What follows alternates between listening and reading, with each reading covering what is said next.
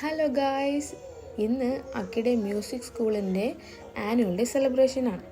അപ്പോൾ അക്കിക്ക് ഇപ്പോൾ ഈ പുട്ടിയൊക്കെ അടിക്കുന്നത് എന്തിനാണെന്ന് വെച്ച് കഴിഞ്ഞാൽ ഇന്ന് അവളുടെ ഡാൻസ് പെർഫോമൻസ് ഉണ്ട്. അപ്പോൾ നമ്മൾ വീട്ടിലുള്ള എല്ലാവരും ഭയങ്കര എക്സൈറ്റ്മെൻറ്റിലാണ്. ഞാനാണ് മേക്കപ്പ് ചെയ്ത് കൊടുക്കുന്നത്. വലിയ മേക്കപ്പ് ആർട്ടിസ്റ്റൊന്നും അല്ല, എന്നാലും അറ്റ്ലീസ്റ്റ് എന്തെങ്കിലുമൊക്കെ ചെയ്യും. അപ്പോൾ അക്കിയുടെ ഫൈനൽ ലുക്ക് ഇങ്ങനെയാണ്. കൊള്ളാമെന്ന് വിശ്വസിക്കുന്നു. റെഡിയായി കഴിഞ്ഞ് നമ്മളിതേ കുട്ടിപ്പട്ടാളത്തിനെല്ലാം കൂട്ടിക്കൊണ്ട് ഓഡിറ്റോറിയത്തിലോട്ട് പോയിക്കൊണ്ടിരിക്കുകയാണ്. എനിക്ക് നല്ല ടെൻഷനിലാണ്. ഈ ചിരിക്കുന്നതേ ഉള്ളൂ കേട്ടോ, പക്ഷെ നല്ല ടെൻഷനുണ്ട് അവർക്ക്. ഫസ്റ്റായിട്ട് പെർഫോം ചെയ്യാൻ പോയില്ലേ, അതിൻ്റെതാണ്.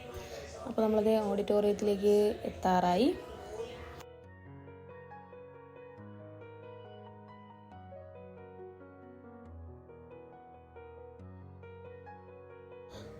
പെർഫോം ചെയ്യുന്ന കുട്ടികളെ നേരത്തെ ഓഡിറ്റോറിയത്തിൽ എത്തിക്കണം എന്ന് പറഞ്ഞതുകൊണ്ട് പരിപാടിക്കും ഒരു അരമണിക്കൂർ മുൻപേ നമ്മൾ ഓഡിറ്റോറിയത്തിലെത്തി. അഷ്ടപതി മ്യൂസിക് സ്കൂളിൻ്റെ 33ാമത്തെ വാർഷികമാണ് കേട്ടോ ഇത്. അപ്പോൾ അക്കിപ്പോൾ ചേർന്നിട്ടൊരു 1-2 മാസം എങ്ങാണ്ട് ആയിട്ടുള്ളൂ. അപ്പോഴേക്കും അവൾക്ക് എന്തായാലും പെർഫോം ചെയ്യാൻ പറ്റിയതിൽ എന്താ പറയുക, നമ്മളെ വീട്ടുകാരെല്ലാം നല്ല സന്തോഷത്തിലാണ്.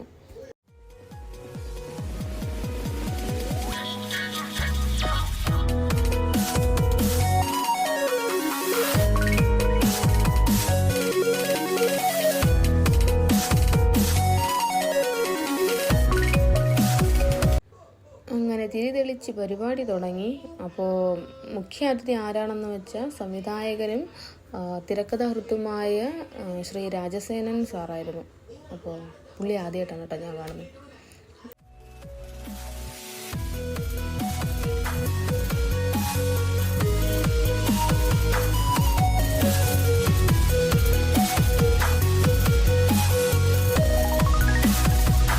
അങ്ങനെ ഉദ്ഘാടനവും തിരിതെളിയിക്കലും എന്താ പറയുക, പ്രസംഗവും എല്ലാം കഴിഞ്ഞ് പരിപാടി തുടങ്ങി. അത് കഴിഞ്ഞ് കുട്ടികളുടെയും അവിടെ പഠിപ്പിക്കുന്ന അധ്യാപകരുടെയൊക്കെ പെർഫോമൻസൊക്കെ ആയിരുന്നു. അത് മ്യൂസിക്കും ഡാൻസും എല്ലാം ഉണ്ടായിരുന്നു. നല്ല ഭംഗിയുണ്ടായിരുന്നു. കുട്ടികളൊക്കെ അതിമനോഹരമായിട്ട് തന്നെ പെർഫോം ചെയ്തു.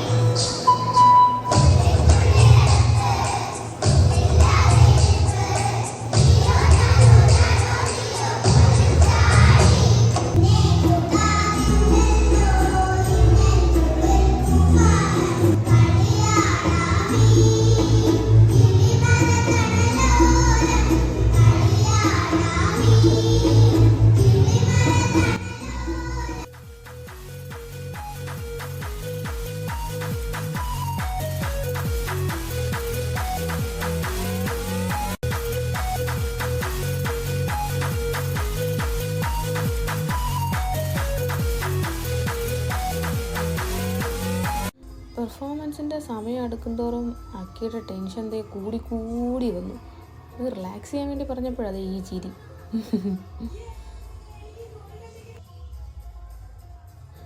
അങ്ങനെ നീണ്ട നേരത്തെ കാത്തിരിപ്പിന് ശേഷം അക്കിയുടെ പെർഫോമൻസിൻ്റെ സമയം എത്തി.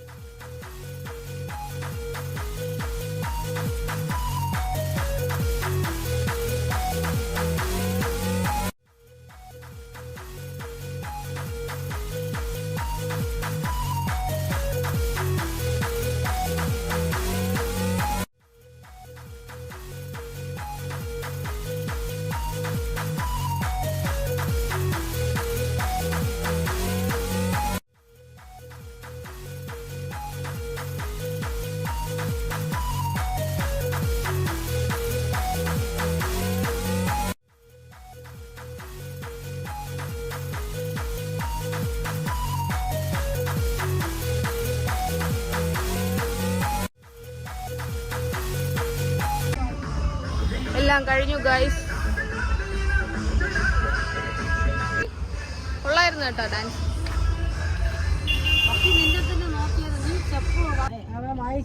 ഡാൻസ് അടിപൊളിയായിരുന്നു കേട്ടോ. അങ്ങനെ എല്ലാം കഴിഞ്ഞ് നമ്മളിപ്പോൾ തിരിച്ച് വീട്ടിലേക്ക് പോയിക്കൊണ്ടിരിക്കുകയാണ്. അപ്പം ഇന്നത്തെ വീഡിയോ വിശേഷവും ഇത്രയേ ഉള്ളൂ. ബായ്. പിന്നെ മറക്കാതെ അക്കിയുടെ ഡാൻസ് എങ്ങനെ ഉണ്ടായിരുന്നെന്ന് കമൻറ്റ് ചെയ്യണേ.